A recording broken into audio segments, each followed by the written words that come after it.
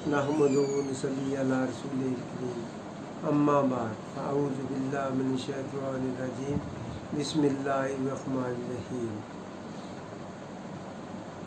रब्बना इग़फिरली व लिवालिदैया सदक़ल्लाहुल अज़ीम इन्नल्लाहा व मलाइकातहु यसल्लूना अलन नबी या अय्युहल्लज़ीना आमनू सल्लु अलैहि व सल्लिमू तस्लीमा अल्लाहुम्मा सल्लि अला सय्यिदना मौलाना मुहम्मदिन व अला आलि सय्यिदना मौलाना मुहम्मदिन व बारिक वसल्लम वसल्लु अलैहि। मेरे इंतहाई वाजिबुल एहतराम राय हक़ के मुसाफिर आशिकान रसूल सबको मेरी तरफ से इंतहाई मोहब्बाना अस्सलाम वालेकुम। मैंने एक जो छोटी सी बड़ी बामकसद और निजात वाली एक आयत पढ़ने का जो शर्ह मुझे मिला है, उसमें अल्लाह तबारक ताला ने साफ वाज़िया कर दिया है कि जब तक अपने वालिदैन के हक़ में आप दुआ न करेंगे, उनकी खिदमत न करेंगे, तो आपकी नमाज भी किसी काम की नहीं। इसका तर्जुमा यूँ है, रब्बाना इग़फिरली, ऐ अल्लाह मुझे माफ़ कर दे, ऐ अल्लाह मुझे माफ़ कर दे, वालिदैया और मेरे वालिदैन को माफ़ कर दे। ये अगर फ़र्ज़ किया, जैसे एक नया फ़िरका पैदा हुआ है, हम इसीलिए कहते हैं कि फ़िरका वारियत की लानत से पाक हो जाएं, सिर्फ इस्लाम को आप फॉलो करें, सिर्फ इस्लाम को। ये जो सुन्नी वाबी शिया देवबंदी अहले हदीस ये जो रेट लगा रखी है, ये सारी की सारी फजूल है, इसमें कोई सदाकत नहीं है। ये देखें कि अल्लाह तबारक ताला ने ये बड़ा वाज़ह कह दिया है, अगर फ़र्ज़ किया किसी फातिहा जी पढ़ना तो ये बिदत है, फातिहा या बिदत है, तो ये नमाज में क्यों पढ़ते हो भाई? ये नमाज में क्यों पढ़ रहे हो? अगर फ़र्ज़ किया कि किसी के हक़ में दुआ करते हैं तो वो उसको मरहूम को अगर उसका फ़ायदा नहीं मिलता तो ये क्यों पढ़ते हो भाई? रब्बना इग़फिरली व लिवालिदैया, मुझे माफ़ कर और मेरे वालिदैन को माफ़ फरमा। अगर ये पहुँचता नहीं है तो फिर ये दुआ पढ़ने की ज़रूरत क्या? इससे पता चला जब तक वालिदैन के लिए दुआ न करें, अपनी भी दुआ नहीं होगी। जब तक अपने वालिदैन की लिए दुआ न करें तो अपनी भी नहीं होगी।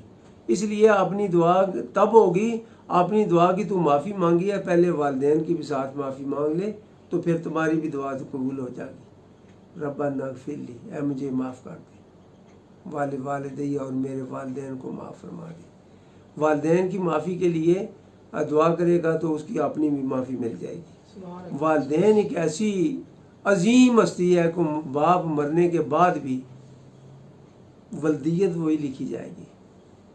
क़यामत के दिन माँ के नाम पे पुकारा जाएगा, वालिद के नाम पे नहीं पुकारा जाएगा, वालिदा के नाम पे पुकारा जाएगा। ये अक्सर ये सुना है मैंने, गाड़ियों के पीछे लिखा हुआ, मोटरसाइकिलों के पीछे लिखा है, ये सिर्फ मेरी माँ की दुआ है। बाकी ये वो बाप कहाँ गया? बाप का ये उनको पता नहीं है कि माँ बनती कैसे है भाई। माँ उसको कहते हैं जो बाप के निकाह में आए। बाप के निकाह में ना आए तो माँ बनेगी कैसे? तो तुम्हारी माँ है कैसे है? या तुम्हारा वालिद का जिक्र नहीं है तो फिर आप किसके बेटे हैं? क्या करना चाहिए? वालिदैन की दुआ, जैसे वालिदैया, हमारे वालिदैन को, जमा का सीगा, हमारे वालिदैन को माफ़ फरमा दे। यक तरफा कोई भी काम करेंगे तो हम ये सिर्फ मेरी माँ की दुआ है। मैंने एक अल्लामा साहब से एक तकरीर सुनी तो कहने लगे, मेरा एक दोस्त था तो वहाँ हम दोनों एक मोटरसाइकिल की दुकान पे हम बैठा करते थे, तो उसका साथ बेटा भी था। तो बेटा ये बज़िद है कि मुझे मोटरसाइकिल लेकर दो। तो उसने पूछा, यार ये होंडा मोटरसाइकिल 70 कितने का देते हो? उसने कहा 65,500 रुपये का। उसने कहा यार बच्चा बज़िद है तो मुझे ले दे, मेरी ताकत तो नहीं है इस काबिल, मगर ये दे दे, ले ले तो इसको मोटरसाइकिल दे दे। तो मोटरसाइकिल उसने जब लिया तो उसमें तेल डाला तो किक लगाई तो चला गया, बाप वहीं पर बैठा रह गया। उसने कहा कि ये क्या वजह क्या है? वो जिसने पैसे दिए हैं, बाप है तुम्हारा, उसे छोड़कर चला गया, वापस लौटा अगर, तो उसने कहा कि मैंने इसलिए ऐद कर रखा था कि जब तक मैंने ये बात मोटरसाइकिल के पीछे नहीं लिखाऊंगा उस वक्त तक मैं किसी को बिठाऊंगा नहीं। वो कोई हो गया, बाप कोई हो गया, मैं किसी को नहीं बिठाऊंगा। तो उसमें क्या पीछे लिखा, ये सिर्फ और सिर्फ मेरी माँ की दुआ है। जिसने 65,500 रुपया दिया उसका कोई जिक्र नहीं है, तो सिर्फ मेरी माँ की दुआ है। तो बाप के लिए फिर क्या, मौलाना साहब कह रहे हैं कि उसके लिए कुत्ते मार कुचले ले आया ना, वो डाल दे। बाप का भी तो कोई हक क्या है? माँ बनती बाप की वजह से है, बाप के निकाह से बनती है।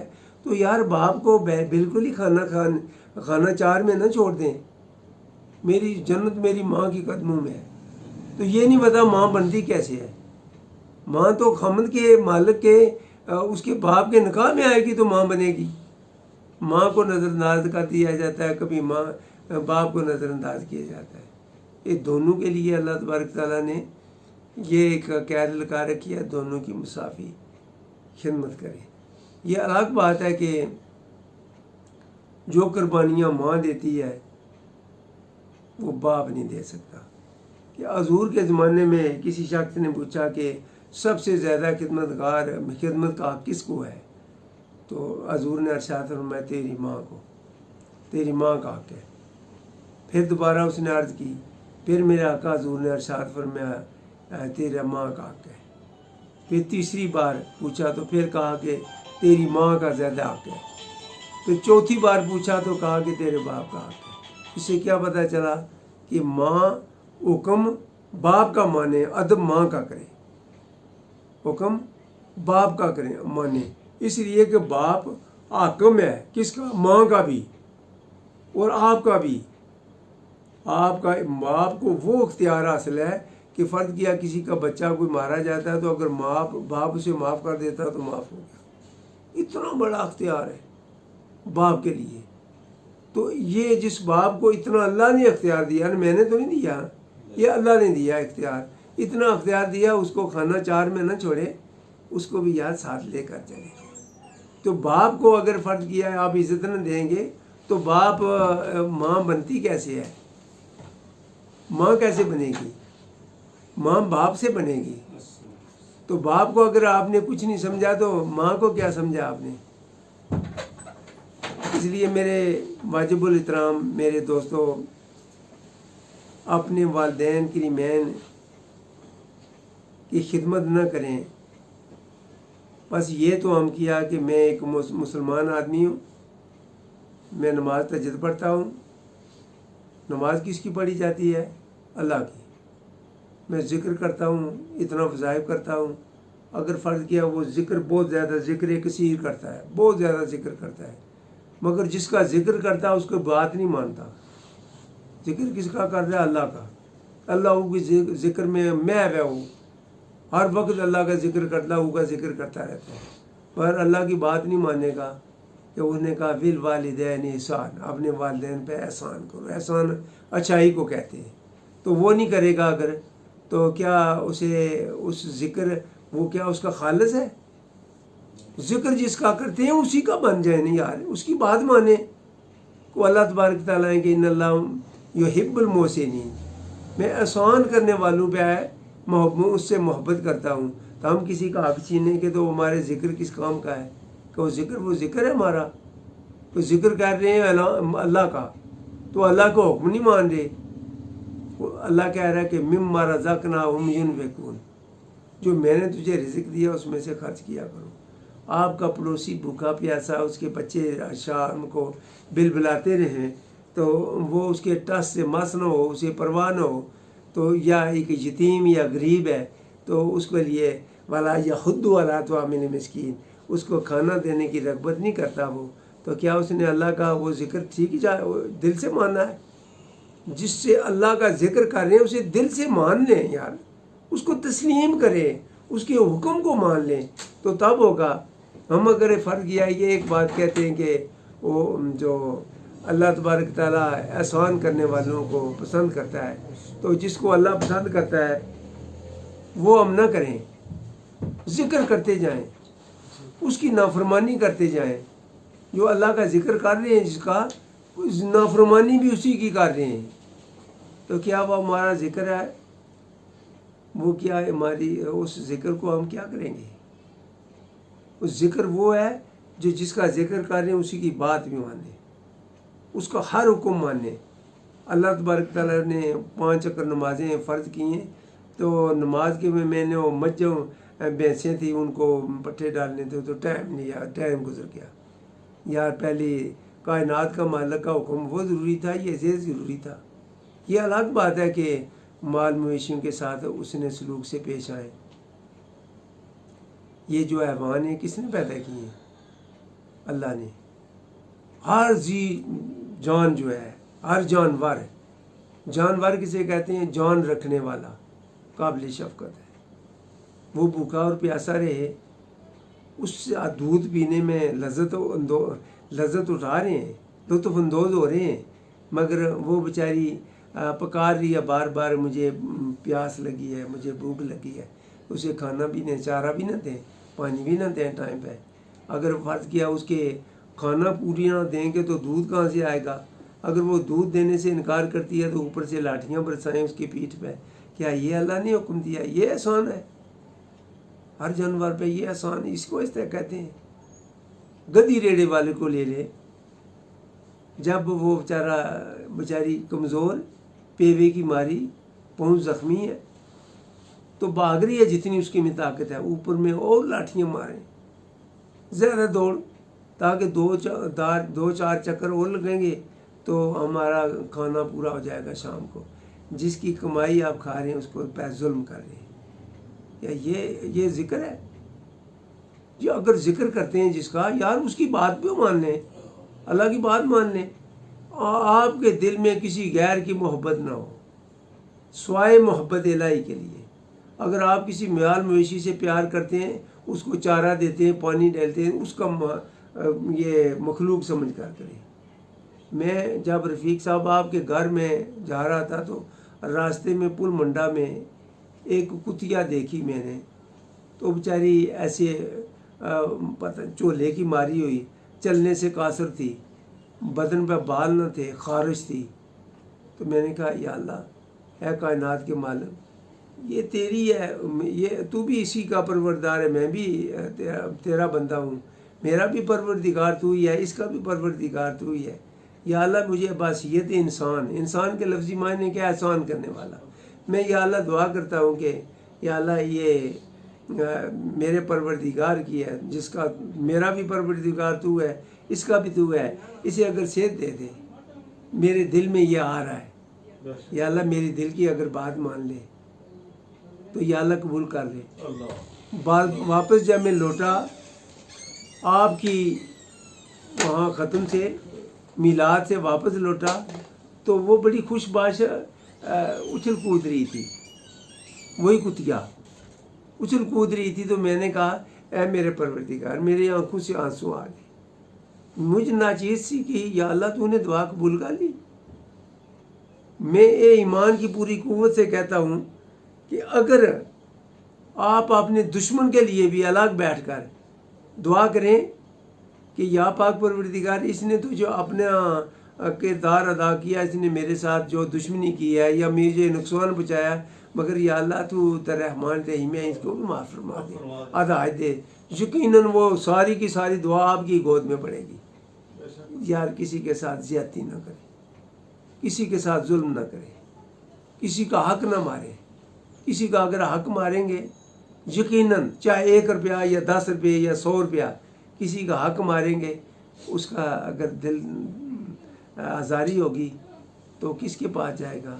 کائنات کے مالک کے پاس ہی جائے گا، جو آپ کا بھی اور میرا بھی، ہم سب کا جو کام پروردگار ہے۔ یہ ہمیں ایک سب انسانوں کے لیے موجود بات ہے یہ کہ اس میں نہ پیر مستثنا ہو سکتے ہیں، نہ مولوی، نہ کوئی درویش، اور یہ سب کے لیے ایک جیسا کام ہے کہ ہم یہ پیر لوگ ہیں، فرض کیا میں معذرت سے معافی مانگتا ہوں پہلے، پھر عرض کروں گا کہ جو ہم پیر لوگ ہیں کم از کم اتنا ضرور خیال کر لیں کہ جو لقمہ میں نے اپنے ہاتھ میں لیا منہ میں ڈالنے کے لیے، پہلے آگے پیچھے ضرور میں یہ لقمہ حلال بھی ہے یہ کہاں سے آیا؟ لقمہ یہ حلال کا ہے، اگر نہیں تو صبر کر لیں، کوئی بات نہیں۔ آپ رزق کی حلال کی تلاش کریں گے تو رزق حلال ہی ملے گا۔ اگر آپ کوئی رزق حلال کی پرواہ نہ کریں گے تو جو ملے گا وہ کھاتے جائیں گے، تو آپ بھی ایسے حلال بھی کھاتے جائیں، حرام بھی کھاتے جائیں، تو پھر کہیں کہ بجلی چوری، اس کی مشین کے ساتھ جو پانی ہوگا اس سے غسل کریں گے تو کیا بدن پاک ہوگا یا ناپاک ہوگا؟ پہلے سے بھی جاتا رہے گا۔ پھر اس سے استری کریں گے کپڑوں کو، کپڑے اس سے دھوئیں گے، کیا کپڑے ہمارے پاک ہوں گے؟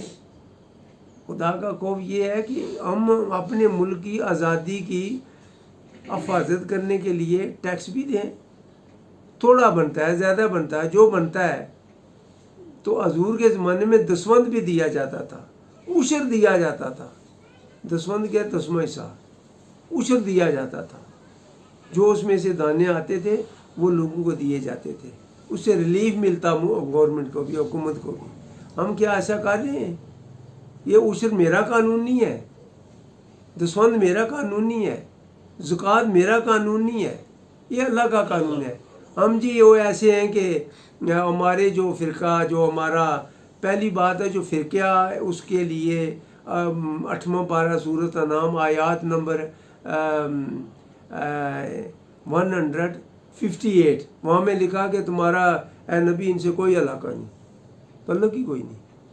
اسی فرقہ بھی سے اگر وہ اظہار کرتا ہے تو پہلی بات ہے ہمارا دین ان الدین عند اللہ الاسلام ہے، کسی فرقے کا نام ہی نہیں ہے۔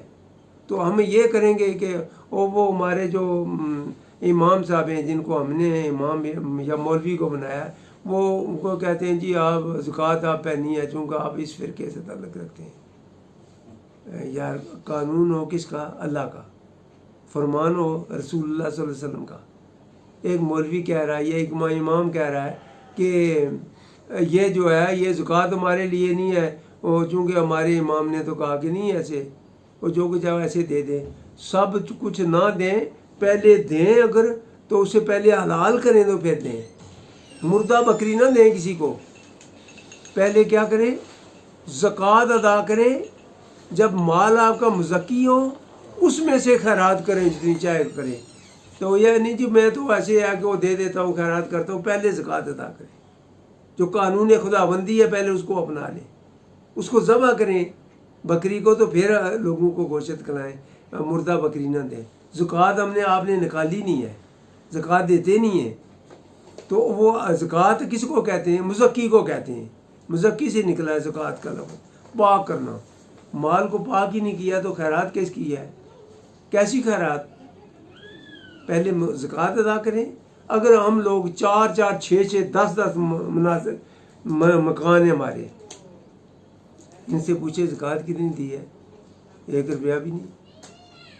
اور جو مکان پہ جو تھے وہ میں نے مکان پر خرچ کر دیے ہیں، مکان بنانے کے لیے آئے ہیں، رہنا کہاں ہے آپ نے؟ میری ایک بچی نے تقریر کرتے ہوئے اس نے کہا کہ وہ ایسے کر رہا تھا کہ اپنے سین میں بہترین صوفے اور کرسیاں بچھا رہا تھا، چادریں بچھا رہا تھا۔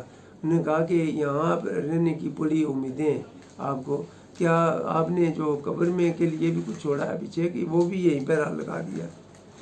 وہ سوچنے لگا، جب وہ سوچنے لگا تو خاموش ہو گیا۔ میں نے کہا بیٹی یہ آپ نے کس کو بتایا، کس نے بتایا آپ کو؟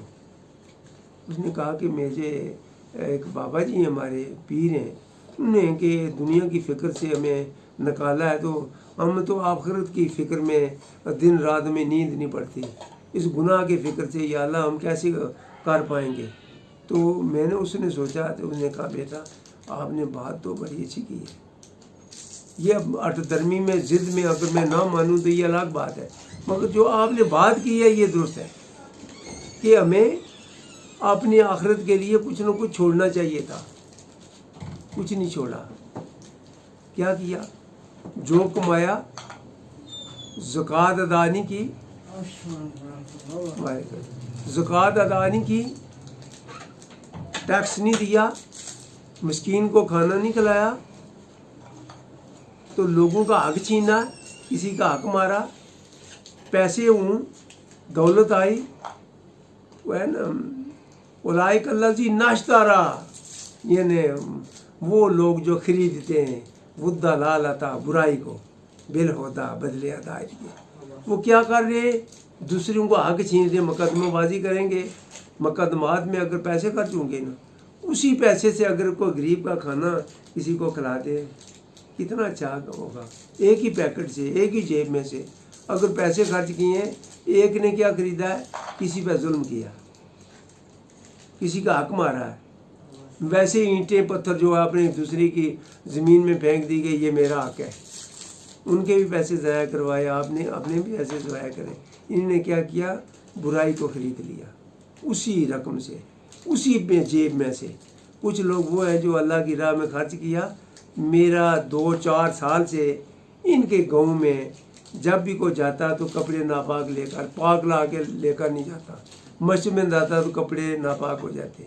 میں نے ان کو عرض کی، یار میرے مرید ہیں سارے، خدا را اپنا ٹائم نکالیں، اس سے یہاں کوئی بندوبست کریں، اس کی رقم میں دوں گا۔ انہوں نے کہا بابا کہاں دے گا؟ بابا کیسے دے گا؟ اس کے پاس کہاں ہے؟ یہ تو کوئی باہر دیہڑ تو لگاتا نہیں ہے، نہ اس کی کوئی کارخانہ چل رہا ہے۔ ان کو یقین نہ تھا، مگر میں نے کہا کہ یا اللہ میں سب کے آگے ہاتھ پھیلائے، کسی نے میری بات نہیں مانی، تو ماننے والا ہے نا، کائنات کا مالک، تو نے پوری کائنات پیدا کر دی ہے، روڈ بنانا تیرے لیے کیا مشکل ہے؟ جب میں نے بارگاہ الہی سے مانگا تو ایک اللہ کا پیارا آیا تو اس نے ساری کی ساری گلی پکی کروا دی۔ آج لطف اندوز ہو رہے ہیں، مسجد میں جا رہے ہیں، نماز بھی پڑھ رہے ہیں۔ 1-2 آدمی صرف پورے گاؤں میں 1-2 آدمی انہوں نے کہا میں عہد کیتے جب تک میں زندہ انہوں کی باں باغ رکھاں گی۔ یہ ہمارا یہ محسن اللہ تو کہہ رہا ہے نا، ان اللہ یحب المحسنین، میں محبت کرتا ہوں احسان کرنے والوں پہ۔ یہ احسان ہے کہ راستہ ان کو خراب کروں گی تو میں ایسے ان کو ماں ڈال کر رکھوں گی، تکلیف دوں گی ان لوگوں کو۔ آپ نے تمہارا کیا حال ہے؟ کیا کرو گی؟ آخر ایک وقت آئے گا تو پیغام الہی آئے گا کہ آپ کی زندگی میں جو آپ کے لیے لکھا تھا وہ تو پورا ہو گیا، اب چلو اپنے انجام تک پہنچ جاؤ۔ تو جب اپنے انجام تک پہنچو گے تو پھر اس وقت پتہ چلا گیا ہائے افسوس، اس کے بدلے میں ہم لوگوں پہ احسان کرتے۔ اپنے منہ میں نوارا ڈالنے سے پہلے جو ہاتھ میں لیا ہوا نوالا ہے، پہلے کسی کا سوچ لیتے، کسی کے بچے بھوکے تو نہیں ہیں، کوئی مسکین ہمارے محلے میں جو رہا ہے اس کی میں نے کیا سپورٹ کی ہے؟ تو یہ ایک سب لوگوں کے لیے نہیں ہے، پیروں کے لیے بھی ہے، مولویوں کے لیے بھی ہے۔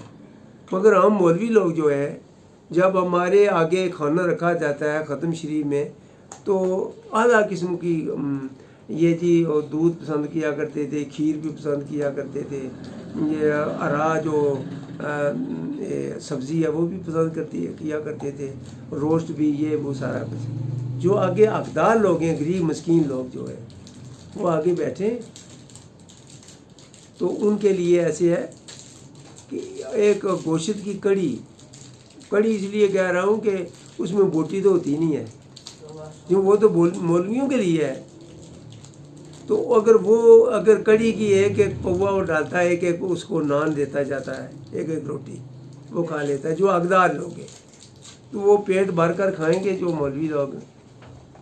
تو ہے کس کے گھر کا؟ چرس فروش کا گھر، کس کا؟ چرس فروش کا۔ اس میں سنی بابی شیعہ کا کوئی تعلق نہیں ہے۔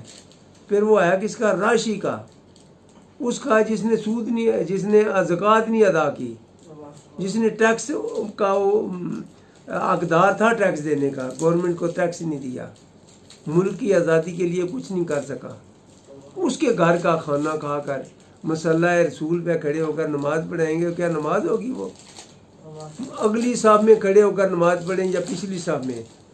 کیسے نماز ہوگی؟ جس اللہ تبارک تعالیٰ کا آپ ذکر کرتے ہیں، یار اسی کے بن جاؤ نا، اس کے ہر حکم کو فالو کریں، اس کی ہر حکم کو مان لیں۔ تو ہم اپنے والدین، ماں پیچھے سے آوازیں دے رہی ہے، اے میرے نور چشم، اے میرے لخت جگر، کہاں جا رہا ہے؟ آ رہا ہوں، زیادہ شور نہ مچائے، آ رہا ہوں۔ پڑوسی کے لڑکے کی اشارے پہ دوڑ جانا، ماں پیچھے سے آوازیں دیتی رہ جاتی ہے، پلٹ کر پیچھے دیکھنے کے لیے تیار نہیں۔ یہ شرح صحیح مسلم شریف جلد نمبر 7 صفحہ نمبر 47 میں، اگر نہ ہو تو یہ گردن کٹانے کے لیے تیار ہوں۔ میں ہمیشہ دلائل سے بولتا ہوں، قرآن و حدیث کے عین مطابق۔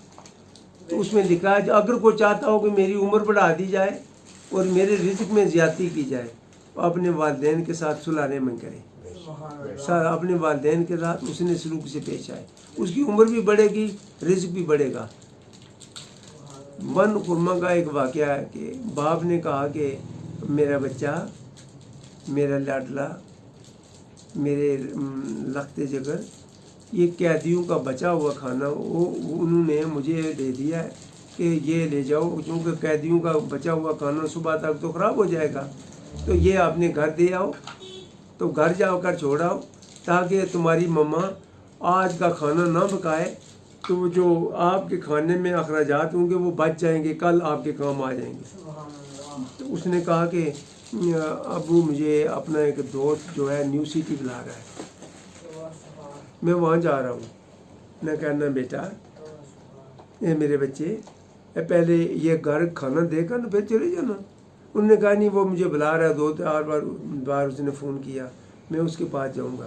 کک لگائی تو چلا گیا۔ باپ کا وہاں کہنا وہیں پہ رکھا، وہ مایوس ہو کر بیٹھ گیا۔ 15 منٹ کے بعد اسی باپ کو یہ پیغام ملا کہ تمہارا بچہ فوت ہو گیا۔ اس قدر بھاگا، اس قدر تیز رفتار سے اس نے موٹر سائیکل کو چلایا، آگے سے ایک گاڑی آ رہی تھی، اس کے ساتھ ٹکر لگی، وہیں پہ فوت ہو گیا۔ اس سے کیا پتہ چلا؟ واقعی میرے آقا حضور نے درست فرمایا کہ جو اپنے والدین کے ساتھ صلح رحمی کرتا ہے اس کی عمر بھی بڑھ جاتی ہے اور اس میں رزق میں اضافہ ہو جاتا ہے۔ لیکن اگر اس کی باپ کا حکم مان لیتا ہو تو یہ تقدیر کا معاملہ، جب ہم قصور کرتے ہیں تو تقدیر کے پیچھے لگا دیتے ہیں، یہ تقدیر تھی ویسے بات۔ اگر تقدیر کے ہی معاملے پہ ہم ہر الزام تقدیر پہ لگا دیں تو جس کے ہاتھوں کو بندہ مریا تو جی تقدیر میں اس کے ہاتھوں لکھا تو پھر اسے سزا بھی پیو کی کیوں دینے ہو یار؟ اس نے اس باپ کو سزا کیوں دیتے ہو یار؟ کہنے بھائی تقدیر میں لکھا تھا یہ چھوڑ دیں اسے، اس نے قتل کر ڈالا اگر کسی کو تو یہ اس کے ہاتھوں میں لکھا ہوا تھا، تقدیر پہ الزام لگا رہے ہو، اپنے کرتوت اپنے قول فعل لو دیکھ رہے۔ یہ دیکھیں اب اگر فرض کیا کوئی قتل ہو جاتا ہے کسی کے ہاتھوں تو پھر اگر تقدیر کے پائے الزام لگاتے ہیں تو پھر اس کو سزا تو نہیں ہونی چاہیے، اسے تو بری کر دینا چاہیے۔ یہ تقدیر میں ایسے لکھا تھا یار، کام غلط ہم کریں، الزام تقدیر پہ لگائیں، ہمیں چاہیے تقدیر کے ہر احکام کو مان لینا۔ اس کے حدود کو پوچھا کسی نے حضرت سلمان علیہ السلام صلاحت نے کہ حدود تمہارے میں اندر کیا خوبی ہے، تم ہمارا وزیر ہے، کیا خوبی ہے تمہارے اندر؟ تو کہا کہ آقا حضور کہ میں یہ بتا سکتا ہوں کہ اس زمین کے اتنے فٹ اتنے گز کے نیچے پانی ہے، تو یہ مجھے اللہ تبارک تعالیٰ نے عطا کیا کہ مجھے میں بتا سکتا ہوں کہ اس کے اندر اتنا پانی ہے اس زمین کے نیچے۔ تو جو منکرین حدیث تھے انہوں نے کہا یہ حضور یہ جھوٹ بول رہا ہے۔ میں نے انہوں نے کیا کیسے جھوٹ بول رہا ہے، کیسے آپ کیسے کہتے ہیں، کس دلیل سے کیا ہے جھوٹ بول رہا ہے، آپ کو کیا پتا؟ انہوں نے کیا کئی بار میں نے دیکھا یہ جال میں پھنس گیا ہے، اگر اس کو یہ پتا تو جال میں کیوں پھنسا ہے؟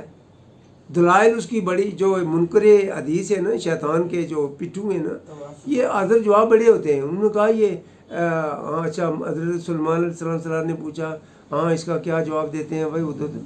انہوں نے کہا کہ یہ جو میرا بتا دینا کہ زمین کے نیچے اتنے فٹ اور اتنے گز پہ پانی ہے، یہ اللہ کی عطا ہے، جو میں جال میں پھنس جاتا ہوں یہ تقدیر ہے، یہ تقدیر ہے، تقدیر کے آگے تدبیر نہیں چلا کرتی۔